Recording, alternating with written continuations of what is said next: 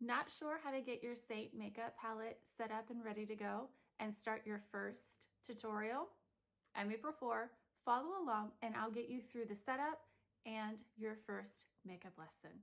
First thing you need to do, of course, is to get color matched. You'll send me a selfie. I will communicate back and forth with you. We'll talk about what the things are that you want and hope for out of Seint, and we'll try to get a great color match personalized to your skin. Then we'll order your makeup. You want to make sure that you grab a palette. I always recommend at least a size 12. This fits 6 in the front, 6 in the back. You can get your basic necessary things on the front, and then if you want to add shadows on the back or any extras, you can. But you can go smaller or you can go bigger, your choice. When your makeup comes in the mail, you're going to get a sticker. This is an invoice sticker. And as you can see, it has the names of the product. Keep this. Cut out your stickers, take the names of your product and place them inside your palette above where your product is. That way you know what you have. Next, you're going to get your makeup in tins like this. So you want to open your makeup up like so, and you're going to lay it in your palette just like that. You want to start with your contour first, then you want to start with your brightening shade next, then you want to put your main shade in third, and then you want to put your lip and cheek color in last. Now, if you've done the extra steps and you want bronzer and illuminator, grab those. Slide that in. Just like so. So you have your 4 main steps plus 2 extras if you choose. And then you have room on the back to add anything else that you would want down the line. You want to make sure that you grab a brush. Seint brushes are meant for cream makeup, so they do function a little bit differently than the regular brushes you're going to find on Amazon. This is a 3D brush. I recommend this brush for almost everyone that starts out. It is my favorite brush to start off with.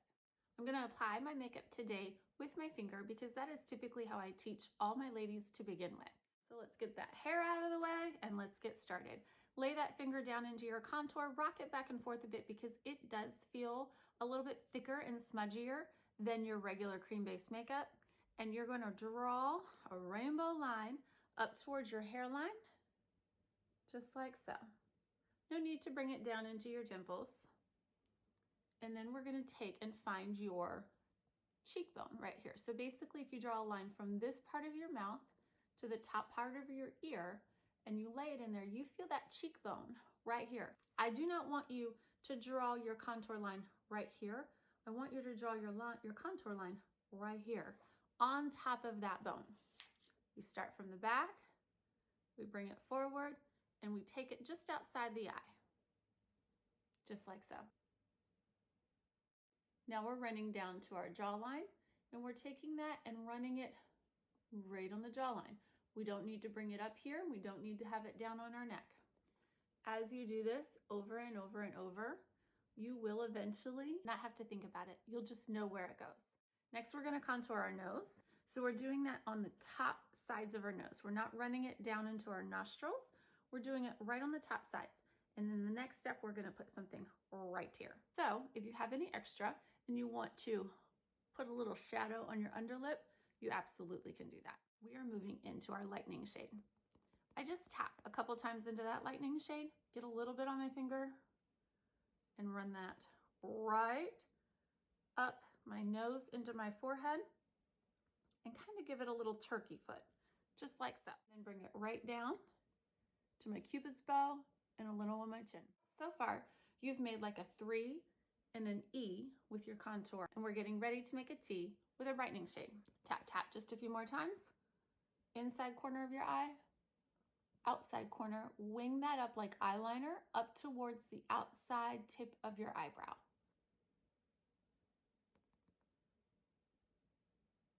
Now, if you have any extra on your finger right there, you can go ahead and tap that on your eyelids, and that's going to work as a primer if you are going to do eyeshadow. Third step, moving into our main shade, and then we are going to fill in the gaps right here. Anything that you see that hasn't been touched, grab right under that under eye, right there. And you should have a little extra to get on your lip, a little dot at your nose and the cheeks right there. And then grab at your temples. And then I like to put streaks on my beard area, just like so. Some people will go like this. It really is up to you how you do it. And then just grab a little bit on other side of your chin. Now we've done 3 steps. Last main step is your lip and cheek. And we just tap into that and basically lay that right at the top part of your contour. Right like so. So now we've completed the first 4 steps of putting our makeup on. Now let's grab your 3D brush, go to that dome end, and we're gonna go ahead and tap that right in around the eyes. We are pressing it in. Now we're gonna flip to that bunny tail end, and we're gonna press that brightening in. Now we're gonna move on to that main shade and tap that into our cheeks, around our lips. As you can see, I still have some contour here. I'm not done, but I just want you to know, don't forget your contour, okay? So now we're moving into that forehead, and what we're doing here, we're trying to marry all of those shades together, and we're working that contour up towards our hairline. And it's given me a little bit of dimension and depth into my forehead. Now I'm gonna go ahead and grab that contour on my nose, in the contour along my jawline, and I'm sweeping that down. Lastly, I'm gonna go into my contour and my blush. I'm gonna take my brush and kind of squeeze it together, and we're gonna press that in. If you do a lot of buffing motion, it's gonna drag some of that darkness of your contour down. And for me, with my melasma, I do not want that. So I'm pressing that into its place. Okay, so now if you added bronzer to your palette, I'm gonna show you the best way to work with it. You can definitely put dots around, but I find that with dots in your bronzer, sometimes it's a little harder to blend.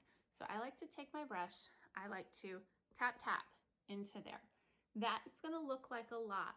So I will take my wrist, pounce it off, just so any excess goes on there. And then I work that right around my eye like a raccoon, like a C. Pounce, pounce. I give it a dab.